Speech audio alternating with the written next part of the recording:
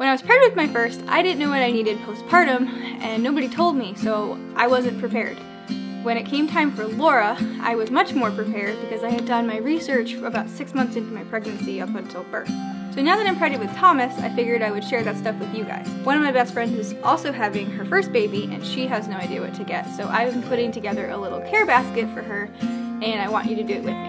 When I had Laura, I didn't tear, but I had a lot of, soreness down there because you just pushed a baby out. Ice pads are like in my top 5 recommended things for postpartum. These things were a lifesaver. You just crack them and stick them in there and instant cooling effect. This specific Perry bottle was a great investment for when I had Laura, and I have the same one for when I have Thomas. The midwife specifically recommended that I get one that's angled because the ones that hospitals or midwives send you home with is just literally like a squirt bottle, and it doesn't work great. It doesn't get in there, it doesn't help clean, and it can be painful because the stream is too aggressive.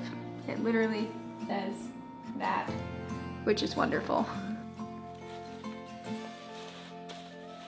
Washable nursing pads worked way better than the disposable ones because they're a lot thicker and there is no stickiness on the outside. I ruined many a nursing bra because I accidentally forgot to take out the disposable one with the sticky pad, and there's just like sticker lines in my bra.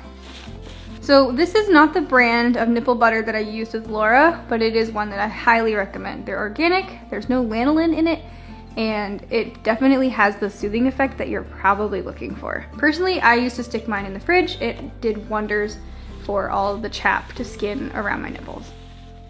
One of my best friends is a lactation consultant, and when Laura was born, she had 5 different ties in her mouth, which made breastfeeding like nearly impossible. So she brought me hydro nipple pads, which I hadn't heard of before, and they were amazing. You stick them in the fridge and they will last for about half an hour, maybe 45 minutes if your body temp isn't too high. These were really helpful when I had mastitis too, because I know they say to use heat, but the cooling helped draw a lot of the infection out as well.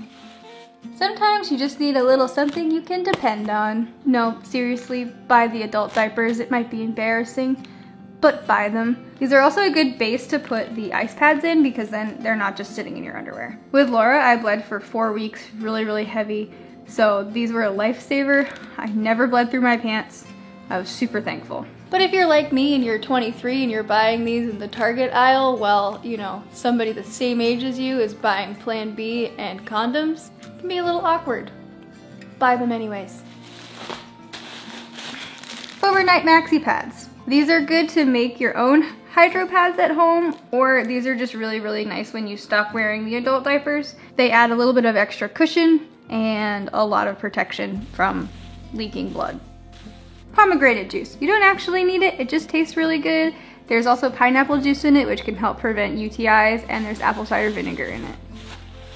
Because this is a care package, I am putting my best friend's favorite candies in there, along with my favorite nursing bra and a pair of fuzzy socks. Why not throw a body scrub in there too? And a candle. Some really sad packaging, so I'm just gonna fix that really quick. I don't know if that packaging's any better, but we gave it a shot. It's fine. 2 things I am not putting in the basket because I know she already has them are different kinds of milk catchers. Personally, I really liked the LV Curve better than the Haakaa because you just push this little button here, it suctions onto your nipple and it catches all of your letdown.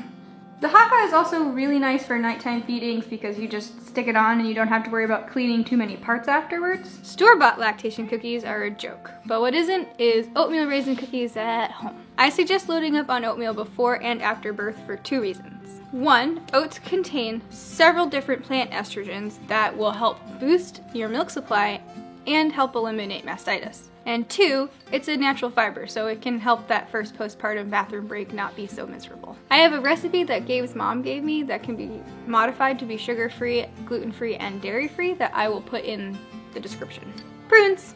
I started eating these at around 36 weeks with Laura, and I didn't stop until after I had gone to the bathroom for the first time postpartum. Prunes help pull water into your intestines, which can help make going to the bathroom for the first time way easier. They also have fiber and sorbitol in them, which also aids in, going. Cabbage leaves and tight sports bras will be your best friend if you are not planning on breastfeeding. If you're not planning to pump or breastfeed, you'll have to dry your supply out, which can be incredibly painful. I had to do that with my first baby because donating the milk was off the table since he was sick. Preventing mastitis is probably the most important part of drying up your supply. You don't want to cause an infection. Cold or frozen cabbage leaves tucked into a tight sports bra is the top way to dry up your supply and minimize your chance of mastitis. You can also look at different tinctures to help dry up your supply. I made my own at home, which consisted of boiled sage water and vodka. The vodka isn't necessary, but it does help. Alcohol will dry up your supply if taken consistently. It doesn't require a lot. Do not become an alcoholic to dry up your milk supply. Thanks for packing this basket with me today. I hope some of this helps you guys and saves you some pain postpartum. Good luck!